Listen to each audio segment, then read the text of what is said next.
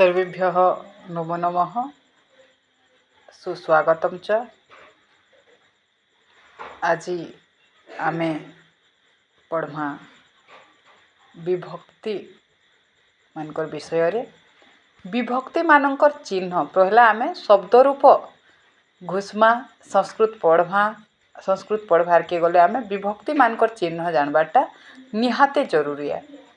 विभक्ति मानकर चिन्ह है प्रथमा विभक्ति टी टाए गुड़िक गुड़ाक माने। द्वितीय विभक्तिर चिन्ह कुंकु मानंकु। तृतीय विभक्ति रे द्वारा देई मानंक द्वारा। चतुर्थी विभक्ति चिन्ह हेउछि कुंकु मानंकु। पंचमी विभक्ति रु ठारु मानंक ठारु। षष्ठी विभक्ति रंकर मानंकर। सप्तमी रे ठारे मानंक ठारे। जदि आमे एटा के घुसी देमा तापरे शब्द रूप जदि पढ़मा बेले आमे ट्रांसलेशन कला बेले वाक्य रे प्रयोग करबाटा हमके सुविधा हेबा। जथा आमे प्रथमा विभक्तिर चिन्ह जानिछु टीटाए गुड़िक गुड़ाक माने। जदि आमे ट्रांसलेशन करबार छे बाळकटी जाउछि, बाळक शब्द आमे घुसीछु माने बाळकटी जाउछि माने प्रथमा विभक्ति हेबो। एकवचन टी माने एकवचन गोटिए जाउछि, बाळकः गच्छति लिखिदेमा। आउ जदि आमे पुणी पढ़िथिबा पिलाटी कलम रे लेखुछि रे द्वारा दे मानंक द्वारा माने तृतीय विभक्ति बाळकः कलमेन लिखति।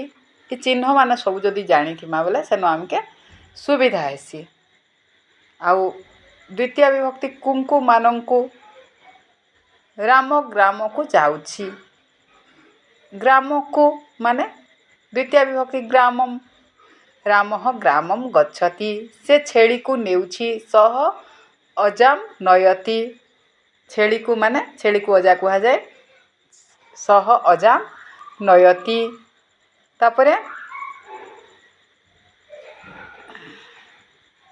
मु हातरे खाए माने हाथ साहाय्य रे खाए। अहम हस्तेन खादामि। तापरे संप्रदान कारक चतुर्थी विभक्ति हुए कुंकु मानंकु अर्थरे। जथा भिकारी को भिक्षा दियो, भिक्षुकाय भिक्षाम देहि। मते खाइबा को दियो, मह्यम खादितुम देहि। अपादान माने रु ठारु मानंक ठारु। वृक्षरु पत्र पड़िला, वृक्षात पत्रम अपतत। वृक्षरु पत्र पड़िला।